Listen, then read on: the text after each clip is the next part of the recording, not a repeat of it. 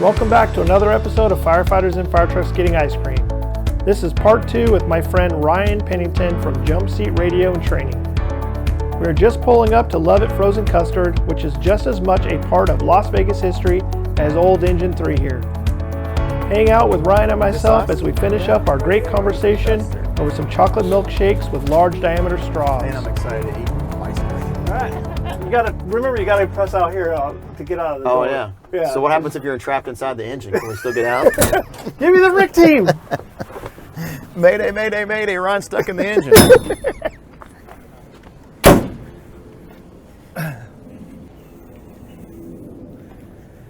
Wow. That thing is just beautiful. Just the decals on the side, you know. Just gorgeous. Yeah. All right. Other window. Oh, hey. Hey, this is the window. Yeah. How are you? Milkshake? Good. Yes, we can order your chocolate? Chocolate milkshake? 2 chocolate shakes. 2 chocolate shakes. All right, the 2 chocolate shakes come out to $11.38. Perfect, thank you. Yeah. Man, the sun out here. How do you all ever get used to the sun? You know, it's you don't have sun? Whew, not like this. This is next level sun. I mean, it really I'm confused. is. You guys don't have sun in Georgia? Oh yeah. We do have sun, but it just seems like it's so much warmer out here. I guess there's no humidity. Right. It's a dry heat. Yes. Well, and it's funny, like, you know how it is, like, you back home, you guys got ivy growing up walls because it's just everything's so humid. green. Yeah. Here's not so much. I tried to describe it to my wife since I get to go travel and Right. teach, and it's like, yeah, this place has like moss growing all over the place. And It's funny you say that, because when I teach my hoarding class, that's one of the things that I always tell everyone, that they let it grow for concealment. well, we go back to like the signs of that, right? And Right. it's not like a lot of them you're gonna know when you pull up. Thank you wow, very look much. at that straw. There's a guy right here. Awesome. Thank you. Thank you very much. Thank you guys. So a lot of them, you know, you pull up, you got the front yard, you know, Right. or you see some of those signs, but not all of them are like that. Some of them, you know, they keep it all in the interior of the house, and it's not till you pull up and you open up that door. Yeah, and I call it a hidden hoarder. They keep themselves hidden because they know that they've got this problem and they've got this issue. So a lot of times they won't even let their family members inside their house, and they'll conceal it. Right. And that way you really don't even know it until you make that first push. And my question always when I start the class is, how much clutter or how much content is too much for you to go crawling into? And I try to tell everyone that about head level with you crawling is about where I would start getting concerned, because that's where you really got to start worrying about the stuff collapsing around you. Right. Now, how did you come up about like teaching that class? Did you have an event fire that actually pushed you towards that? Or? Yeah, we actually had a fire that happened on the good side of town with confirmed entrapment. Our staffing at the time, we had about 22 firefighters there in the first 5 minutes. Took us 31 minutes to extricate the victim that we had a known location for. And we had 4 near misses in that fire. We had 2 run out of air. Wow. 1 fell through the floor into the basement because of an extended burn time. And we had a captain actually give up his face piece for the victim that was in the window. And that started my wheels turning. It's like, okay, this is bad. How can we make some good out of this bad? And when I started researching it, I really never found anybody that had taken on this topic from a fire attack standpoint. It always been was preventing hoarding. Right. And no one had taken on the tactical part of it. So that started the research. I started reaching out to different fire departments. It's okay, you had a hoarding fire. What did you learn? What would you tell the next fire department? But then in 2004, I met a guy by the name of Joe Starnes. Matter of fact, he came up to me in San Diego.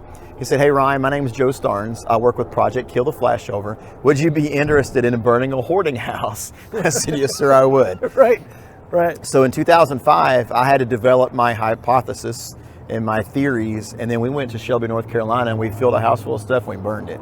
Wow. And we recorded all the data. And it was, I mean, anytime you're researching something, you're trying to prove something. So I wouldn't say that it's completely without pretenses. And I try to contextualize it when I teach. It's like, here's the context. Here's what we were dealing with. This is the air track profile. This is our staffing.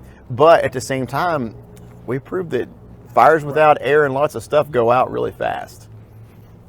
I mean, I guess if it gets to the point where it's superheating and you're starting to see that stuff off gas, you know, Yep. that's a different story. Well, and we captured that on video. especially on thermal imaging camera video, that when you're crawling down a hallway and you see this stuff in the convective current layer, you need to cool it even more so than a normal fire, just because there's so much of it, especially if you're dealing with newspapers and plastics. So often firefighters don't send the water before they crawl, and we teach it all the time. It's like, listen, if you're crawling down a hallway, make it wet. I mean, just make it floor, wall, ceiling, wall, floor, wall, ceiling, wall, because if you get something convected behind you and it lights up, it's going to trap you in there. And it's actually happened a couple of times where the backup line has actually saved the initial line because they didn't put the fire out before they went past it. Because it could be a deep-seated smoldering stack beside you, and one Vinnie Vincelot in the wrong window, and you're in a world of hurt. Well, that's the hardest part when you start talking about the modern fire behavior and ventilation limited and controlling that flow path. You just don't know when the windows are going to fail. You know, you got to be prepared for that and train for that, and especially with the dual pane windows. Yeah. It's so funny talking to the Australian firefighters. They say, yeah, we don't have that problem. I said, well, please expand. It's like, yeah, we have single pane windows in Australia. Right. But you're right. Single pane, double pane, triple pane. I'm not so much worried about when the windows fail as just when the firefighters take them without being coordinated. Right. And it's so funny that we're sitting on an older fire engine here. The firefighters that rode on this engine understood thermodynamics better. They understood ventilation control better. Why? Because they didn't have our PPE. Those air packs back there are old. They're not as good as what ours are. Right. And when I try to tell people this, it's like we've seen an evolution with the fire service, because when you and I started, we had wool line coats. We had old clunky SCBAs. When these young guys that are helping us today came in, they've got PPE where they can darn near walk through the fire. Yeah. But now we're seeing the growth being exponential, where that's catching up with their PPE. So we're having to go back to what these firefighters experienced back in the day. It's funny when we talk about the old SCBAs. You remember the old pass devices that had the key? Yep. You know, you never took them off. That way you would never figure out. So if you die, you'd go die silently. Yeah. Oh no, I never saw those. We were discussing it the other day. We're messing with one of the firefighters. You know, because pranks never go on the firehouse, right? And, but you grenade a couple of those things in their bedroom at 2 o'clock in the morning, and so this guy, we throw a bunch of them in there. He goes out there and he's looking for the keys and all this kind of stuff. Right. They're nowhere to be found, so he's got to take the batteries out. So he goes to the toolbox. All the Phillips head screwdrivers are gone. Yeah. We ought to do that for one of your next shows. You ever watch the Ellen, where they hand these young firefighter or the young people the technology from our age? They handed this young girl a rotary dial phone. Right. One. They gave her I think they gave her a boombox with a cassette tape in it, and she was trying to put her MP3 player and trying to put her phone in it. That'd be great to shoot that for these firefighters, giving them some of the stuff that we did. Like hand them a Bresnan distributor nozzle and say, hey, how do you use this? Even getting them to mask up. You know, how many times have you're masking up on the porch with the old elephant trunk SCBA, and you suck up a bunch of dirt in your mask, and you're like, dang it. Man, those were the days. I tell you, it's capturing those stories and passing them along that really is awesome with the new technology and the medium of what we have with the podcast and with the YouTube and with the cameras. It's hopefully those traditions won't die, and we can share them at really a different level. Well, traditions, that's what it's all about, right? It's carrying that stuff on, and not traditions that the pranks or the hazing, right? I'm not a fan of that. No. Just like the push-ins of you get a new rig, you have the old one out there, push in the new one, bring the community down, invite them out to wash it or whatever. You got to do that nowadays. It's very hard to. I know I keep saying this, but spending some time with the young firefighters, like he was just saying, he's like, how do people not just love this? Why are more people not firefighters? It's like I hang out with the guys at work, I hang out with them at home. They were talking about going to the Las Vegas Raiders games, and he's like, I couldn't see myself doing anything else, and I must agree, I really can't see myself doing anything else. And there's obviously people on the job that aren't like me and you. Plenty of them that aren't like you. But I grew up from the time I was 4 years old. Right. This is what I've always wanted to do. And you have individuals, as a company officer, you're motivating individuals. You have to understand, like, look, not everybody wanted to be a firefighter since they were 4 years old like you. They went to a lot of different routes before they fell into the fire service. So now how do you motivate those people? Because you're not motivating them from love of the job like us. You've got to find what motivates them. I mean, I tell everybody that we're the band of misfits.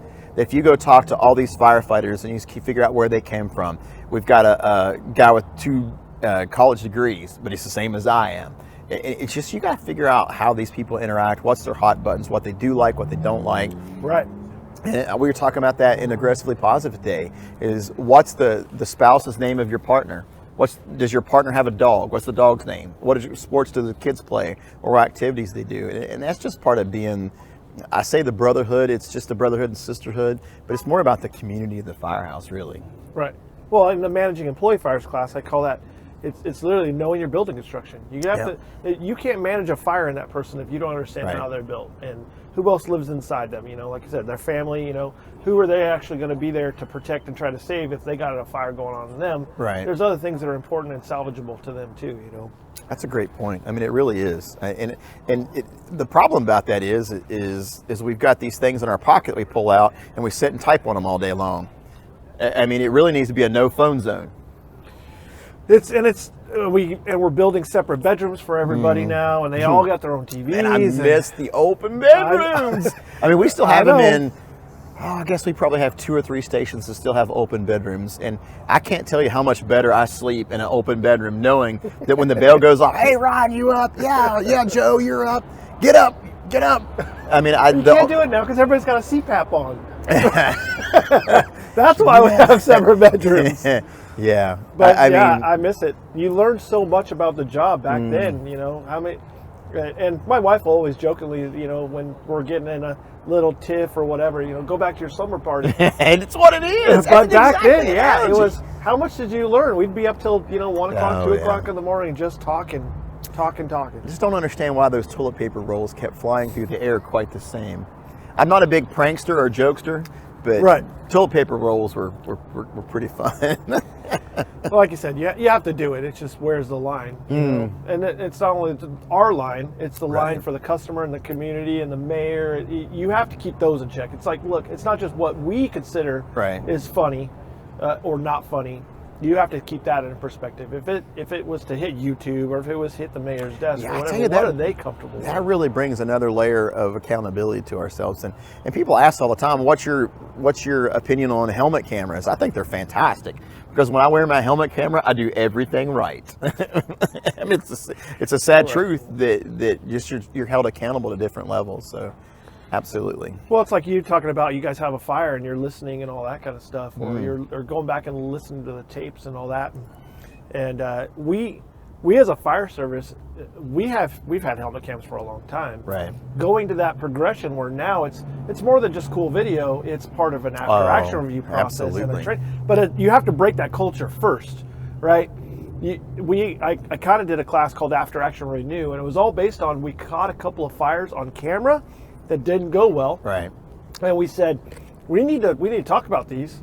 We got them on tape. We definitely have to do it. And we came up with literally an after action review program where everybody was filling out a sheet on what went right, what went wrong, what can we do better. It's awesome. To the point where eventually now you had 5 levels of different incidents. Right. So a small incident, tailboard with your crew at the engine before you leave or whatever. Larger incident, bring all the crews together at the tailboard. But eventually you get to those ones where gather all the video, gather all the tape, conduct an after-action review formal by the training officer, get all that done, and then eventually some of those videotaping the after-action review for those bigger incidents. Absolutely. So that they're kept in an archive for future reference. You know, MGM Grand Fire or those types of fires, those career fires for the younger generation. Like, hey, here's some stuff we learned out of this large fire. Here's some of the stuff we had during this May Day. It's so funny you saw that. On my timeline came out, the biggest fire of my career was probably a 300 by 300 concrete wall, ceiling, floor, and roof, old warehouse that was built in World War I where nitroglycerin was stored. All right, stay with me on this one. So the roof was like dimpled. So the dimples you could see. You can't see from a plane. It kind of breaks up. It's World War I. We're protecting our thing. Right. Well, they put a tire warehouse restorage place in there, and so it was a tire fire. We were there for 4 days. Right. 4 days fighting this fire, and they had to tear the building down to do it. But going back and reliving that, and then sharing the experiences with the young firefighters. Say, hey, listen, this wasn't a 2-hour fire. This was a 4-day fire, and here's what we learned: successful and unsuccessful. I just think it's awesome.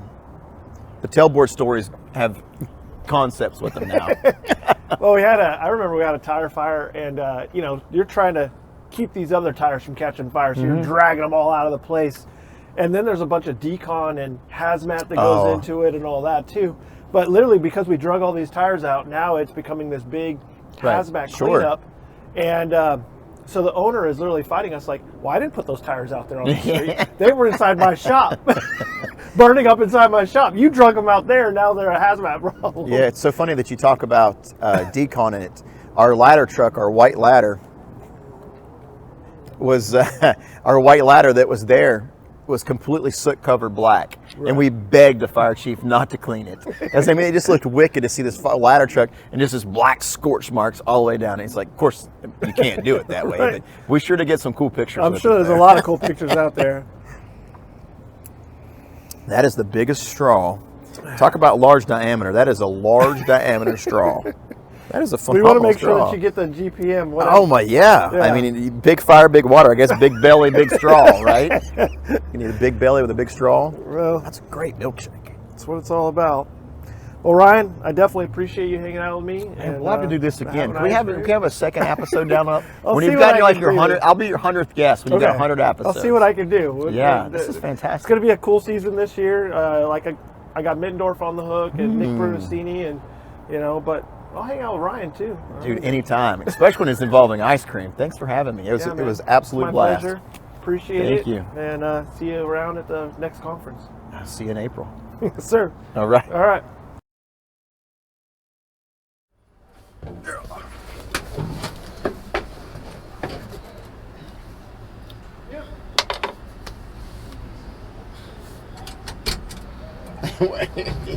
If I'm acting too goofy, tell me quit acting goofy. What'd you hit your head? No, my shoulder on the... Oh. And you gotta watch that. Dude, you all don't know about these. This is old school right here, buddy. Oh, yeah. That's old school. Jesse, you need help with anything? No, cameras are rolling, so... I figured that's your thing. Can you take that camera tripod, put it up on that next up turd by the trash can, and get it started? I'm going to come pick him up. So we can wear their headsets too? Man, those are the awesome headsets, dude. Those are the good ones. All right, your timer's rolling, right? It's recording? Yeah, it is. So what's up, everyone out in YouTube land? This is Ryan from Jumpseat Radio Podcast. We are riding here in Las Vegas Engine 3, and we are excited to get some ice cream. Stand by for news. See ya! This one's not recording. What's wrong with you? You even got black helmets to wear? Here, man. Shoot, boy. All right, now it's cool. No freaking time.